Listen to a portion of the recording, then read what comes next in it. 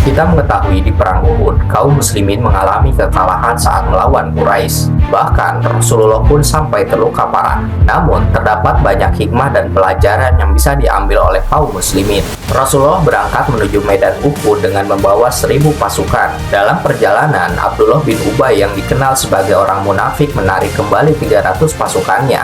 Lantaran ia sakit hati pendapatnya tidak diterima ketika ia mengusulkan agar melakukan pertempuran di kota Madinah saja. Rasulullah lebih memilih pendapat kaum muslimin yang lebih banyak untuk berperang di luar kota Madinah. Kepulangan pasukan Abdullah bin Ubay membuat semangat kaum muslimin mengendur. Sampai-sampai Bani Haritsah, Bani Khazraj, dan Bani Salamah dari Aus ingin melakukan hal yang serupa seperti yang dilakukan Abdullah bin Ubay. Mereka akan melawan pasukan Quraisy dengan jumlah besar dan peralatan tempur yang lengkap. Namun kaum muslimin belum selesai dengan permasalahan hatinya. Sebagian dari mereka merasa bangga karena pendapat mereka didengar oleh Rasulullah. Di sisi lain, mereka saling menyimpan amarah satu sama lain. Inilah permulaan perpecahan dalam Islam dan benih-benih perbedaan dan fitnah. Singkat cerita, tibalah Rasulullah di padang Uhud. Kemudian beliau memilih 50 pasukan pemanah yang diposisikan di atas bukit Uhud di bawah komando Abdullah bin Jubair.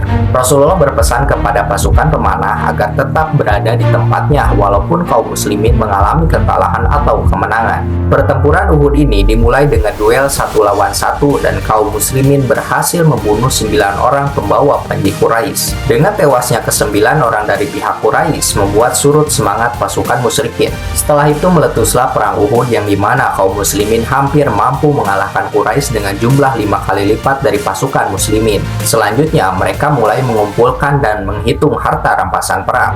Di saat kaum muslimin sedang mengumpulkan harta rampasan perang, pasukan pemanah yang berada di atas bukit ikut turun karena tergiur dengan harta rampasan. Mereka mengira peperangan telah dimenangkan kaum muslimin. Mereka melanggar perintah Rasulullah untuk tetap berada di atas bukit, sehingga tersisalah komandan dan 10 pasukan pemanah. Dan ternyata kejadian ini dimanfaatkan oleh Khalid bin Walid untuk mengubah strategi perang. Khalid bersama pasukan Quraisy memutari bukit, lalu di belakangnya menyusul pasukan Ikrimah bin Abu Jahal naik ke atas bukit dan menghabisi pasukan pemanah yang tersisa. Kemudian kaum musyrikin mendobrak barisan muslimin dari barisan belakang, sedangkan pasukan musyrikin yang telah mundur segera kembali dan menyerang dari arah depan. Kejadian ini membuat pasukan muslimin terhimpit dari berbagai arah. Pada akhirnya, kaum muslimin melakukan perlawanan tanpa komando.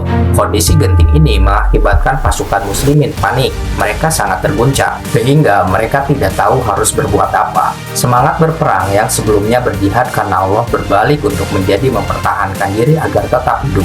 Kekalahan perang Uhud adalah isyarat Allah untuk mengajarkan kaum muslimin bahwa kemenangan itu di tangan Allah. Tatkala pesan Rasulullah tidak dipatuhi, maka Allah pun menangguhkan kemenangan dan mengubahnya menjadi bencana.